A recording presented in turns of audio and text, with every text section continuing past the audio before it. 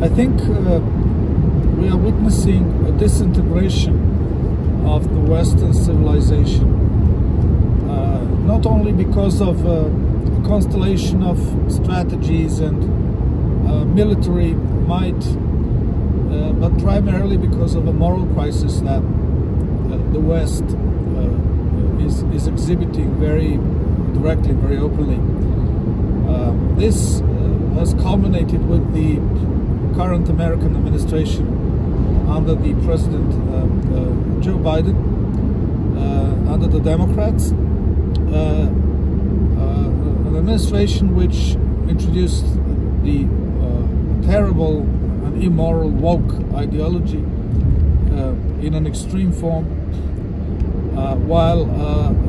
disintegrating the moral fabric of the American society, neglecting the working class, the ordinary, normal Americans, in favor of decadent and degenerate elites, quasi-elites. Obviously they're not real elites, they are immoral people who believe themselves to be elites, and at the same time igniting devastating wars in various parts of the world, challenging the nuclear status quo and risking a nuclear holocaust, pushing hundreds of thousands of young men in various parts of the world, in Eastern Europe, in the Middle East, into death by manipulating their puppet governments. So this administration will probably go down in history as the worst and the most destructive administration in the history of the US. This administration has presided over the demise of the West, degradation of traditional Western values, and all of this has led to a decline in the reputation of major Western countries and the Western culture globally, and a change in perceptions of the integrity and moral structure and moral motivation of Western policy worldwide. So what does this mean practically? It means that we will need a new paradigm towards which most people in the world will orient themselves, by which they will find bearings in their collective lives, in the same way in which liberalism and the Western culture and the American idea of rule of law have done so far. The concept of American rule of law is interesting. This is another example of how the Western paradigm has been degraded and has lost appeal, because we now see that the American president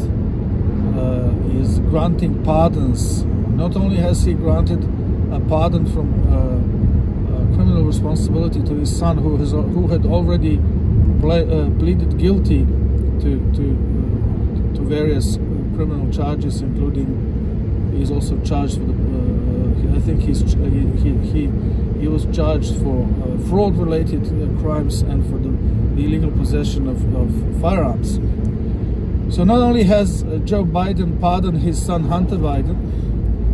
he has also announced the issuance of the so-called preemptive pardons that are supposed to apply to any future criminal prosecutions against people who are close to the Democratic Party. And this is an interesting concept because it shows two things. First, it shows that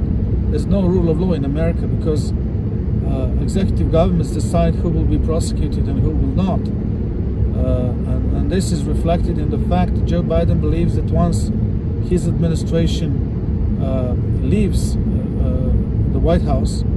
and Donald Trump's administration moves in, that the new administration will prosecute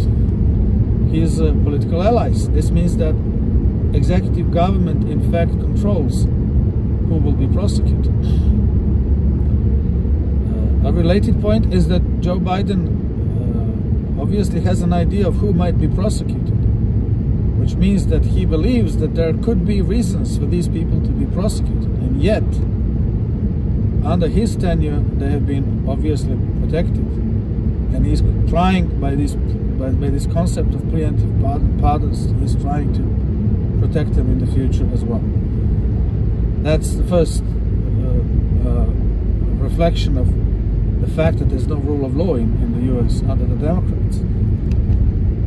A second reflection is in the fact that the Democratic administration is playing with jurisprudence, because there's no such thing as a preemptive pardon. You can't pardon someone who hasn't been accused of anything. The idea of a presidential pardon is based on allowing someone whose guilt or overall destructiveness in society is not so great, or is judged not to be so great by the president, upon a careful examination of the case, to be granted immunity from criminal prosecution. It does not allow the president to simply arbitrarily choose certain people that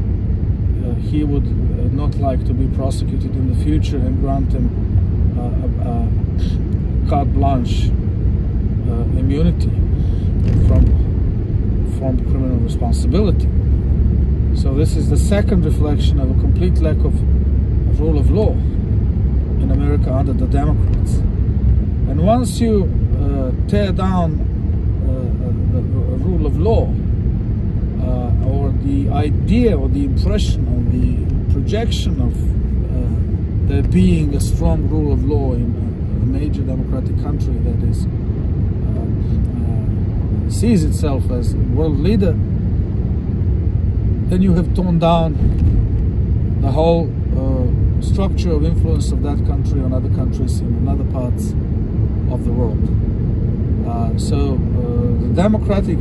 government, at least this last democratic government, also the Obama administration, the Clinton administration, before the Biden's administration, have really presided over the demise, the cultural and moral demise of the West.